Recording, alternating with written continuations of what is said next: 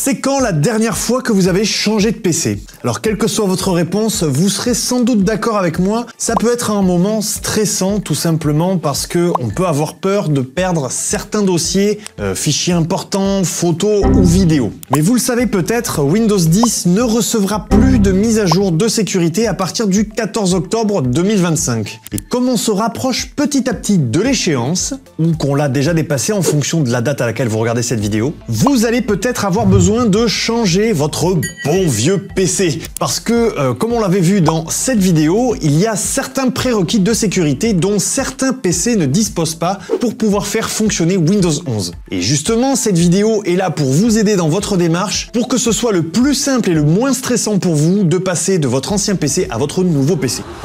Ce dont vous avez besoin. Dans un premier temps, vous aurez besoin d'un compte Microsoft. Il vous faudra utiliser le même compte sur votre ancien PC et sur votre nouveau PC. Ça paraît logique, mais vous ne pourrez pas récupérer votre sauvegarde de l'ancien PC si vous utilisez un compte Microsoft différent de l'un à l'autre. Ensuite, vous aurez besoin bien sûr de votre ancien PC et d'une connexion internet. Et si vous n'avez pas encore votre nouveau PC, pas d'inquiétude, les premières étapes peuvent se faire sans. Évidemment, par la suite, il vous le faudra quand même. Ensuite, ce dont on va parler aujourd'hui fonctionne avec du stockage en ligne OneDrive, puisque c'est ce qu'utilise la sauvegarde Windows pour déplacer les données de votre ancien PC vers votre nouveau PC, automatiquement. Mais vous pouvez aussi choisir de passer par du stockage physique HDD ou SSD externe, auquel cas vous devrez tout sauvegarder et tout restaurer manuellement par la suite. Vous êtes évidemment libre de faire comme vous le souhaitez, sachez juste que vous disposez de 5 Go de stockage en ligne OneDrive gratuit avec votre compte Microsoft et que en fonction de ce que vous avez à sauvegarder et à transférer sur votre nouveau PC, ça peut déjà bien vous aider. Mais si cette sauvegarde dépasse les 5 Go gratuits de votre compte Microsoft, vous aurez sans doute besoin d'un abonnement ou d'une version d'essai de Microsoft 365. Et si jamais c'est le cas, sachez que Microsoft 365 personnel offre 1 Tera de stockage en ligne OneDrive pour une personne. Microsoft 365 Famille offre 1 Tera par personne pour un maximum de 6 personnes en tout. Et que vous pouvez également essayer Microsoft 365 Basique qui vous offre 100 Go de stockage en ligne OneDrive pour une personne si c'est tout ce dont vous avez besoin. Tous ces services étant bien sûr vendus séparément. Je vous laisse les liens en description si ça vous intéresse. Maintenant que vous êtes prêts, voyons ce que vous devez faire sur votre ancien PC. Dans la barre de recherche, tapez Sauvegarde Windows, puis sélectionnez l'application lorsqu'elle apparaît. En général, elle apparaît déjà lorsque vous avez tapé les 3 ou 4 premières lettres. Examinez chaque option de sauvegarde de votre PC. Vous pouvez sauvegarder vos dossiers, les vidéos et les dossiers musicaux étant facultatifs, vos applications, donc applications installées et préférences épinglées, vos paramètres utilisateurs et vos informations d'identification comme les différents comptes, les accès à vos réseaux Wi-Fi et autres mots de passe. Donc ça, c'est plutôt pratique. Sélectionnez ensuite Sauvegarder, laissez la sauvegarde Windows faire son travail, sachant que le temps que ça va prendre va varier évidemment en fonction de la quantité de contenu que vous sauvegardez, et que donc si c'est la première fois que vous utilisez la sauvegarde Windows ou OneDrive, ce sera plus long que si vous l'utilisez déjà et qu'une bonne partie de vos données sont déjà synchronisées. En attendant que tout ça se synchronise, je vous conseille aussi de faire une liste toute bête de vos identifiants et mots de passe pour les applications tierces. Vous risquez d'en avoir besoin lors de leurs premières ouvertures sur votre nouveau PC. Une fois la sauvegarde terminée, vous pouvez fermer l'application. Si vous avez la possibilité de garder votre vieux PC, attendez quand même d'avoir configuré le nouveau. On sait jamais, vous auriez pu oublier de sauvegarder tel ou tel dossier. Et si malheureusement vous devez vous en séparer rapidement, vérifiez bien une dernière fois que vous avez tous les éléments essentiels sauvegardés, soit sur OneDrive, soit sur votre HDD ou SSD externe avant de réinitialiser l'ancien PC. D'ailleurs, si ça vous intéresse, on pourra faire une vidéo pour vous montrer comment on réinitialise son PC. Maintenant que c'est fait, on va pouvoir passer sur votre nouveau PC. Lorsque vous allumez votre nouvel ordinateur pour la première fois, vous êtes invité à procéder à sa première configuration.